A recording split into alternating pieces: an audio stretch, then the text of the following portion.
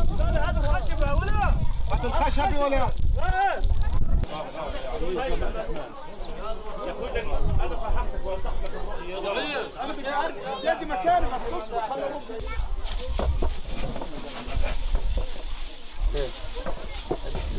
بس عندك هذا خليها عندي اللي وراه وين المنظف؟ انا لفه جهاد لفه الثانيه فيها جاء من هان حركه بعض اعطيه واحد عشان على فلسطين هنا. الدنيا حرب، الناس مش قادره، يعني فيش لا ناس متوظفه، حتى اللي بيشتغل بالاجار اليومي اليوم قاعد، الموظفين ما فيش عندهم رواتب، في ناس مش قادره تاكل ولا قادره تشرب. طبعا احنا من كتب بنزور الخيام النازحين عارفين المعاناه اللي بيعيشوها الناس، فقررنا نعمل مبادره من اول يوم لاخر يوم ان شاء الله في شهر رمضان.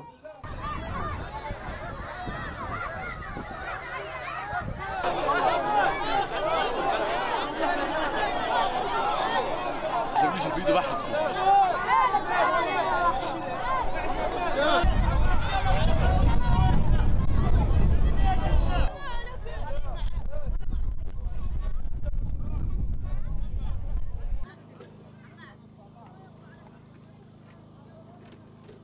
أول يوم في رمضان الحمد لله رب العالمين، أفطرنا هينا عند كهانة على الردم، لا لنا بيوت ولا ضل لنا عفش ولا ضل لنا حاجة ولا قدرنا نقول حتى من بيوتنا حاجة. جينا من خان يونس لرفح مشي. يلا اسرع نولي واحد. رمضان اللي فات كنت في بيتي قاعد معزز مكرم، اهل الخير يجيبونا. طيب زي الحين بنكون وين احنا؟ بنكون عنا ورد وعنا زهور ونصبين افراحنا وقاعدين احنا واولاد جيراننا واولادنا ومبسوطين. اليوم هيك تتفرج دبش وردم